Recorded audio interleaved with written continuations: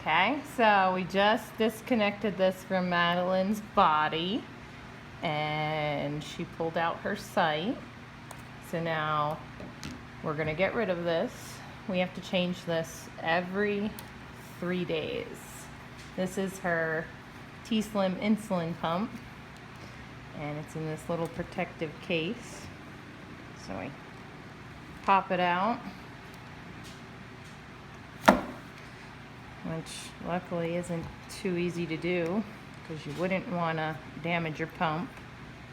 The pump cost us $3,900. They're over $7,000 if you don't have insurance. So then you take this little thing, you use other stuff too, anything that fits in there, and you take this off. This is our little cartridge that holds all of our insulin we put 6 days worth in here.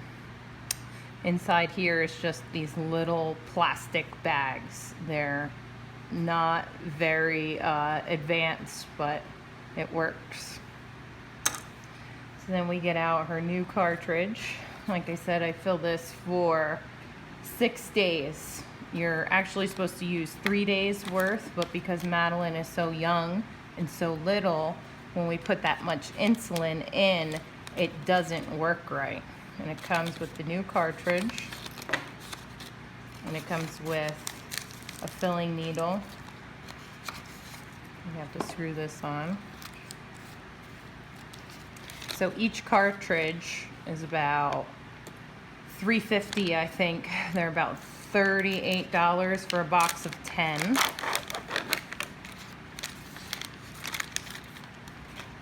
Okay, and this is Madeline's insulin. Now that she's on an insulin pump, she only takes one kind of insulin. This is a rapid acting insulin. It's called Humalog.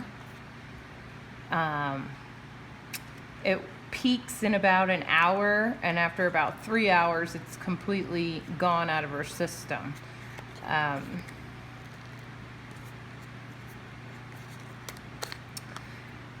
All people are different. She peaks at 1 hour, and by 2 hours, it's completely gone from her system. But other people might be different. It might last longer. It might not last as long. So we get 3 vials of these. That costs us $57. And 1 vial is good for 28 days from the time that you first open it. So that's a brand new vial, so we don't have to worry about cleaning anything or doing anything. I store it in the refrigerator when we're not using it. So this is our filling needle. Now I have to do this. Well, I only fill the cartridge every 6 days, but I have to do a site change every 3 days. So then we put this needle on here. Okay, we're gonna pop the lid off of our new insulin. Okay, now if Madeline wasn't on a pump, she would have to get 2 kinds of insulin. She'd have to get a long-lasting insulin. There's several different kinds. She was on Lantus, which is extremely acidic. It's like injecting acid into your body, and it burns horribly. And that's how the insulin lasts for 24 hours. And she would cry and hide under the bed. So we switched to TruSteel, which doesn't burn and lasts a little longer. So every night she would have to take her TruSteel, and that lasts for 24 hours, actually a little bit longer, to keep her blood sugar steady. Now that she's on a pump, her pump uses rapid acting insulin. So what it does is every 5 minutes, it gives a basal rate of insulin, which changes throughout the day. I think we have 6 or 7 settings on our pump, and it just gives her insulin every 5 minutes, every 5 minutes, every 5 minutes to keep her blood sugar where it needs to be. And then when it's time to eat a meal, we will give a bolus, which we determine by how many carbs she's eating and what time of day it is, because that changes throughout the day as well. So So it's a lot of calculations, tons of numbers, tons of figuring things out. And the funny thing with diabetes is it's never the same. It's constantly changing. So you're always changing rates. So this needle's pretty accurate. This isn't a needle you would inject insulin in your body with. I'm sure you could if you wanted to, but this is just for filling. So what we do is we put the air in. That is 150 units. The next little line down is 160, 70, 80, 50, 60, 70, 80. So I like to pull it down to 180 because we always lose a little insulin when we're getting the air out of the pump and the needle. So you have to inject air into the vial. And you inject the amount of air for the amount of insulin that you want to draw out. So now I've injected the air in there. See, my plunger just went up. Okay, I'm gonna inject it back in. Okay, now I'm gonna flip it upside down. Okay, and this is why I drew extra. So we get a lot of bubbles. When it's cold, it bubbles a lot. So I'm just gonna push that back up in there. That was a trick that an educator taught me to do it 3 times. That's how she learned. She's been a diabetic for 30 years, I think she said. So there's different ways to do it. I've pulled extra down in. You can see that terrible little bubble there. Okay, so I have some extra. So let's just go ahead and push it back into the vial. Let's see if we can get rid of that bubble. Okay. That's the new vial too. So it's full and there's no additional space, which makes it a little harder to do. So there's 150, 60, 70, 80. Okay, so now I've withdrawn 180 units of insulin. So now what you need to do is you need to take your little T-Slim cartridge here, and like I said, there's a little plastic bag inside of here that stores the insulin. So we stick it into the top of our little cartridge, right? And now we have to withdraw the air from the bag out of the cartridge. So we raise this up, and did you see all the air bubbles come out? Now I slowly let go of the plunger. The air doesn't go back into the cartridge. That's what they say. I like to do it twice. Usually I get a few more bubbles. That time I didn't. And I just very, very, very, very gently let it go down and release it. And I take it out. Now you're gonna see, if you didn't see that, there's a big air bubble in there. That was from inside the cartridge, right? So now we flick it, okay? And you can see the air and bubbles like to get stuck in there. Now bubbles are very important not to have in your pump because a little bit of air can take the place of a lot of insulin. The doses of insulin that she gets are super, super, super small. So even just a tiny bubble can really interfere with how much insulin she gets. Okay, like I said, we probably lose some here, and that's why I typically put in a little extra. Now we have about a little over 170 units. The other thing I had to learn is there's 20 units of unusable insulin in here. So let's say I put 160 units in my cartridge. When the pump recognizes it, it's only going to allow me to use 140 units. It'll tell me that the pump is empty, even though there's 20 units in there. And they do that as a safety measure because they never want you to run out of insulin because it could be dangerous. So now I gently push the plunger down. Okay, I fill her cartridge. Okay, and you hold the needle down. You take it out. That's done. So now what we do is we put that back on. This goes in a sharp container. this goes in the garbage. One thing I don't like about diabetes is a ton of waste. Garbage. But it's her life and we have to do it, and there is no other choice.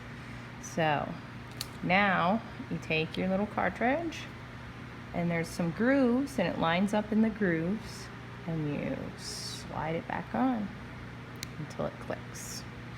And this is where you want to put it back in its case. Okay.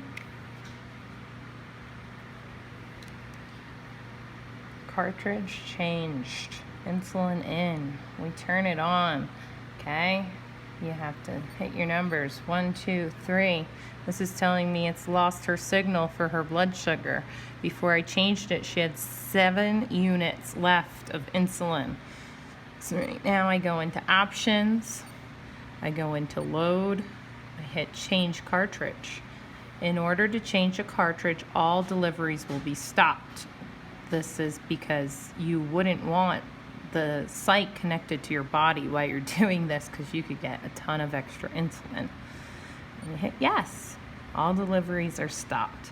Now it's going to tell you disconnect the infusion set from your body and press next to continue. Okay.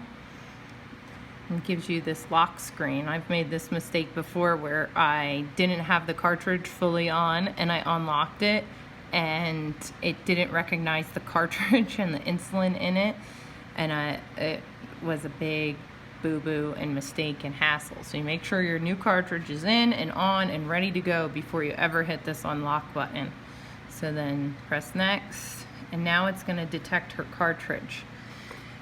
When it does start up, it will tell me an estimate of how much insulin is in there. Until it delivers the first, I believe, 10 units, it'll just be an estimate. After the pump has delivered 10 units, it gives a precise amount of insulin. Now the cartridge is changed, it's in there. These are her TruSteel infusion sets. We went with TruSteel because the cannula, which is the little thing that inserts under her skin, is made of steel. Therefore, it can never be bent. We only tried the other infusion set one time when we ran out and had no other choice, and it was okay. It did leave swelling on her arm because the cannula that injects under the skin is coated with some type of material to make it slide in easily under the skin. So it left some swelling on her, and she said it didn't hurt when it went on because it comes with an injector to put on. But we decided to stick with the TruSteel, even though it has 2 sites to attach to the body and not just one. We still feel it's better. And the other thing I read about TruSteel is that there's less scarring. Diabetics end up with a lot of scarring, of course, because they have to get injections and have infusion sets and have continuous glucose monitors and everything, and prick their fingers for the rest of their lives. This one's sealed really well. We have to order these from a supply company, and they're horrible. Horrible customer service, horrible everything. So, there we go. These infusion sets cost us $145 for 10. They get changed every 3 days. So each infusion set cost us $14.15 every 3 days. Okay, so they come in a little packet here, more waste. Sometimes the needles get bent, you have to be careful, and they don't even pack them nicely in there.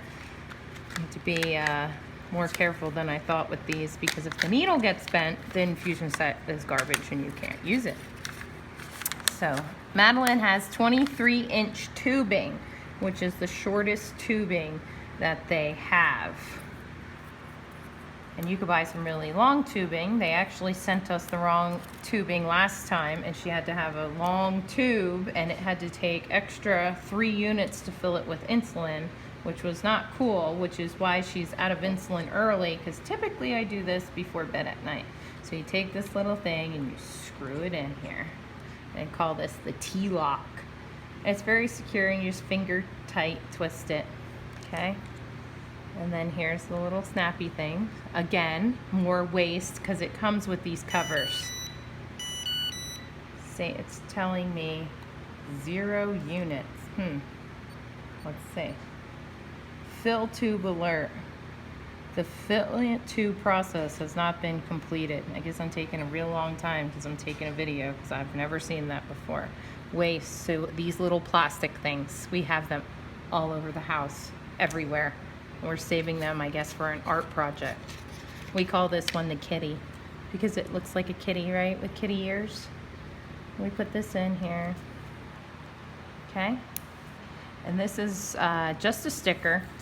And this is where we connect and disconnect it from her body. And this is the needle. That's the infusion set we saw her pull out. That's the little part that sticks into her body. This part stays on her body. When we disconnect it there to take the pump off of her when she takes a bath or wants to go swimming or do something that we wouldn't want her to be wearing an insulin pump. Okay? So, make sure your set is disconnected. We already did that. Press next to fill your tubing. Hit next. Now you hit start. Now somebody told me that you want to turn it like this because that'll make any air bubbles come to the top of your cartridge.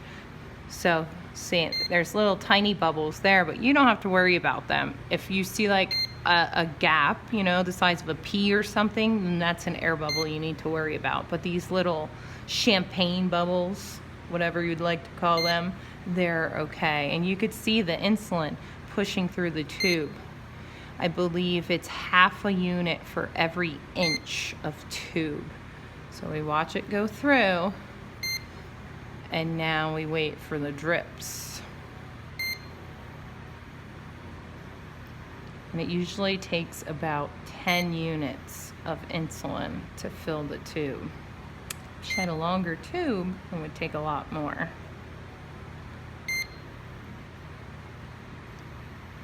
So we're waiting for it.